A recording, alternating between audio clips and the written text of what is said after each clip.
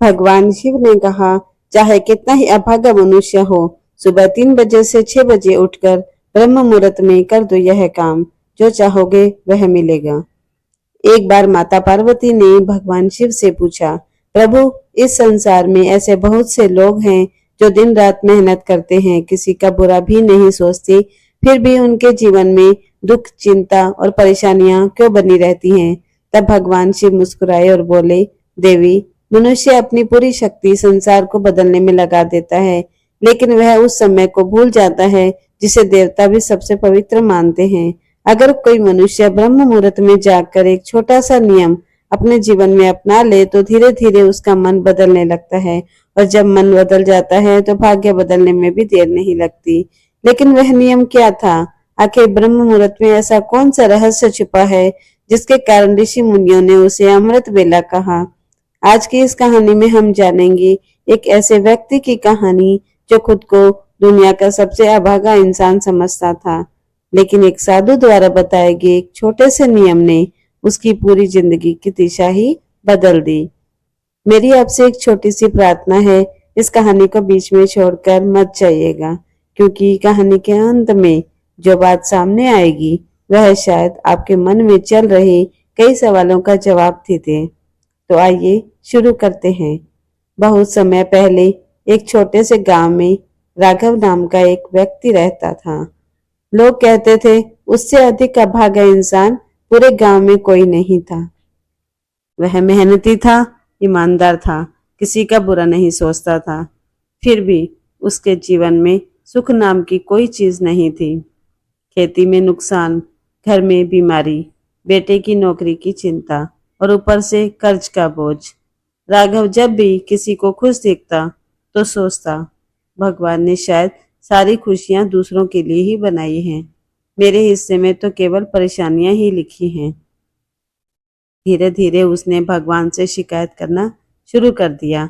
वह शिव मंदिर तो जाता, लेकिन प्रार्थना कम और शिकायतें ज्यादा करता था।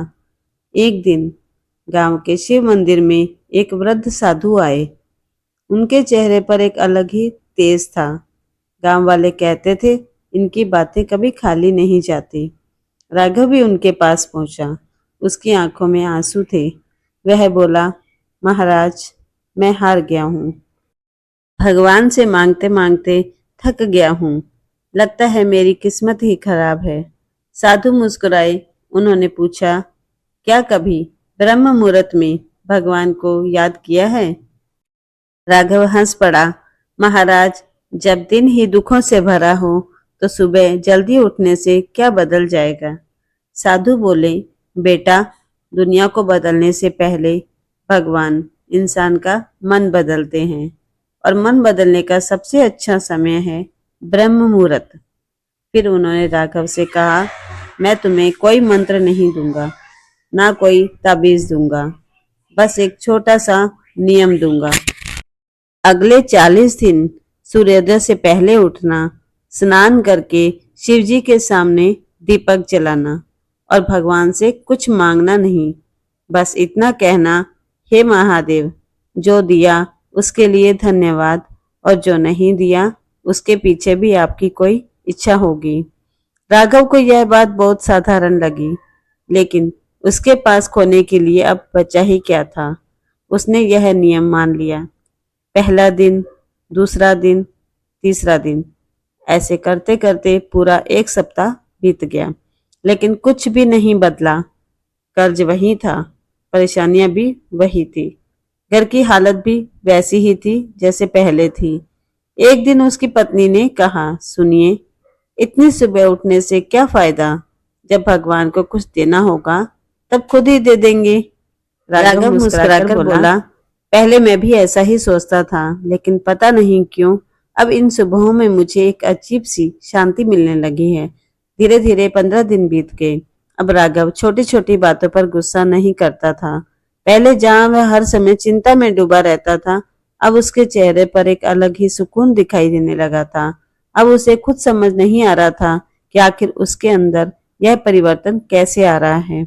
उसे नहीं पता था कि महादेव उसके भाग्य बदलने से पहले उसके मन को बदल रहे थे। एक दिन राघव रोज की तरह ब्रह्म मुहूर्त में उठकर शिव मंदिर से वापस लौट रहा था। अभी सूरज निकला भी नहीं था, चारों ओर शांति थी। तभी रास्ते में उसे एक बूढ़ा व्यक्ति दिखाई दिया। हाथ में पुरानी पोटली थी और आंखों में आंसू। राघव ने पूछा, बाबा, इतनी सुबह यहाँ अकेले क्यों बैठे हैं?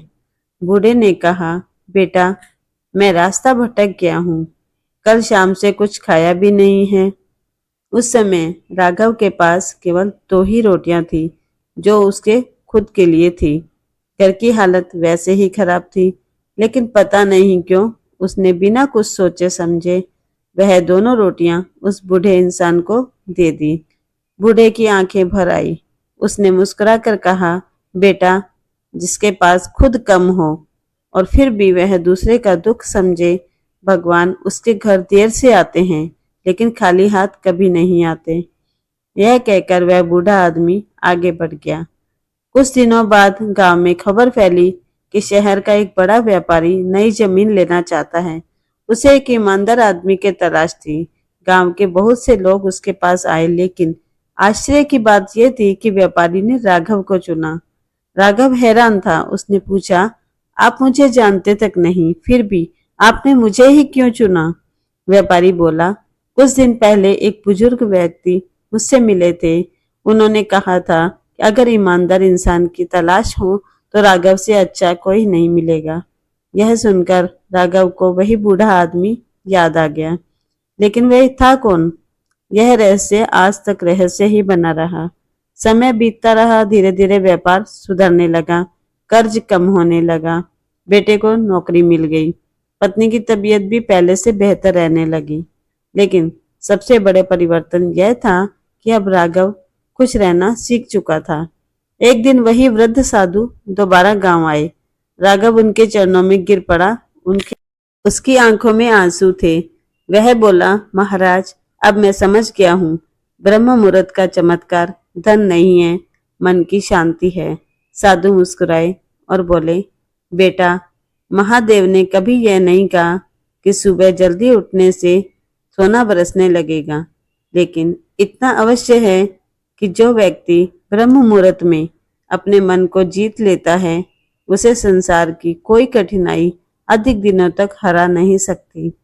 फिर साधु ने जाते जाते एक बात कही, याद रखना, भगवान इंसान की परिस्थितियां बदलने से पहले उसकी सोच बदलते हैं, और जब सोच बदल जाती है तो जीवन बदलने में भी देर नहीं लगती।